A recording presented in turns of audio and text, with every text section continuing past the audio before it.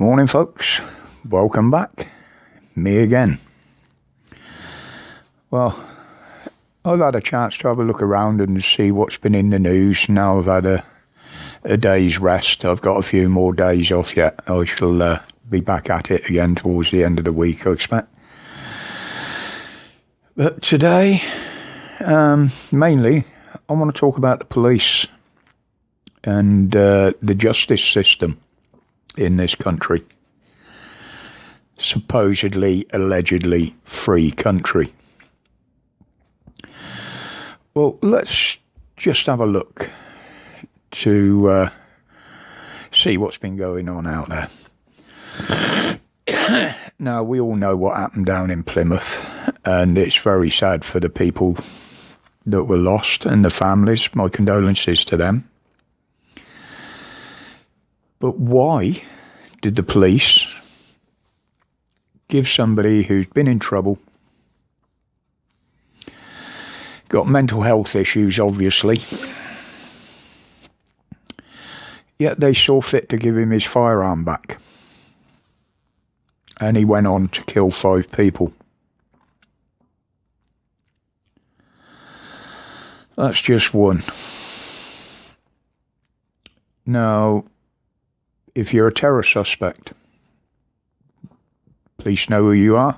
You're on the list. And what do?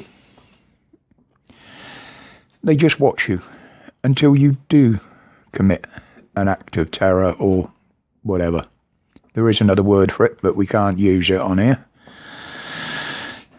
due to the hissy-fitted, faceless ones that believe they're always right. But yeah, they'll do nothing until they commit an act of terror. Which again, as we've seen in the news over the last few months, there's been a few occasions of this, even back into last year and before. Then you get a guy steals 12 grand. What does he get? He gets let off using the guise of mental health issues and the fact that he was a suicidal drug addict. 12 grand he stole. Basically got off scot-free. And then we've got the perverts. Thousands of images of children and other things. But that's okay. The most you can expect to get for that is bail. Even if you're a bloody copper. Again, they'll use the mental health issues guide. Now, this is really, really out of order, as there are genuinely people out there who suffer from mental health. They don't get the help they need, but criminals do. If you're a member of a grooming gang, we've seen this. Bailed, protected by the police, shielded by the police.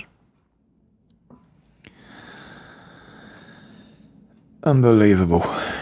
Yet, after all this, the biggest criminal offence you can commit nowadays is own a bloody camera. And film in public. Though it's perfectly legal to do. There is no expectations of privacy in public.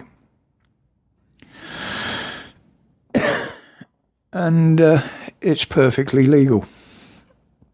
Yet they try and use bullshit excuses, fake laws, make-up laws, to arrest you for it and harass you.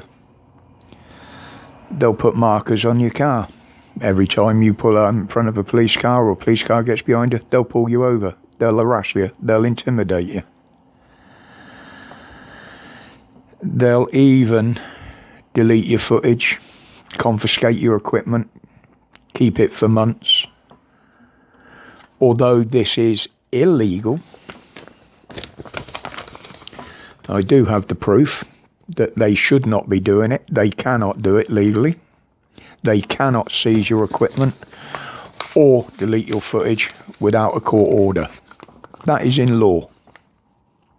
And if anybody wants a copy of this guidance from the police to the police on vloggers, auditors, email me at the email below. I'll quite happily send you a copy. And there's no repercussions on it. One or two have made claims against the police for false arrest. But once they've done this, they've arrested you for it. In many occasions, what happens? Well, they take you in. They totally humiliate you. They strip you, search you, including cavity searches and body searches. No need for that, and totally unwarranted for what they've arrested you for. And if all else fails, they'll try and arrest you under the guise of the Terrorism Act. Section 43, and whatever it is, I can't remember offhand now. And while they're doing all this, they'll go and kick your doors in to your house, rifle through your gear there, seize anything they want to, bust the door up, confiscate stuff illegally, more often than not without a warrant, which is illegal. And then what happens to a copper that breaks the law? Well, he's backed by the Police Federation, the union, their lawyers. 9 times out of 10, they're backed by the justice system, who will give them paltry sentences or fines. If they are found guilty, which one or two have, in fairness, what happens then? Well, the police will hold their own inquiry as well on top. But before they do that, they'll give you the chance to resign so you don't lose your pension. This is not policing without fear or favour. They rely on bullying, intimidation to push people into doing something, basically criminalising themselves even though they're innocent. They don't even know the laws they're supposed to be upholding. Unbelievable. And who do I blame for this? Well, Patel. She's supposed to be in charge of the police. She's an absolute disgrace to this country and needs to go. I keep saying it. And until it happens, I won't be happy. So now the government are trying to bribe the kids to take up the jab. And what are they using? £30 holiday vouchers. If you can afford a holiday, you'll be lucky if that buys you a pint and a meal for one. It's giving up your freedom again. It's your choice. It's personal choice. I don't have the jab. One, because I can't, and I wouldn't anyway. If people want to take it, that's fine by me. But it's your choice to decide, not theirs to force you into it with propaganda, threats, bribes, whatever. But just before I go, to end on a lighter note, if you can call it a lighter note, sadly, now I saw this on another platform, so whether it's true or not, I don't know. I'm just repeating what I read. A gentleman was admitted to hospital with the lurgy and after being double jibby jabbed. And sadly, he passed away. Someone posted this, I think it was a family member. And the doctor's response to it was, well, if he hadn't been jabbed, it could have been a lot worse. How the hell can it get any worse than dying. If this is true, then that doctor should be removed immediately. But like I say, I can't guarantee this is true. It's just something I've read, and we all know what different social media platforms are like. Some people on there can't be trusted the same as mainstream media, or the government for that matter. But in my sick sense of humour, I did find that slightly amusing, the doctor's comment. Not amusing what happened to the gentleman, but the doctor's comments. It just shows how stupid some people can be.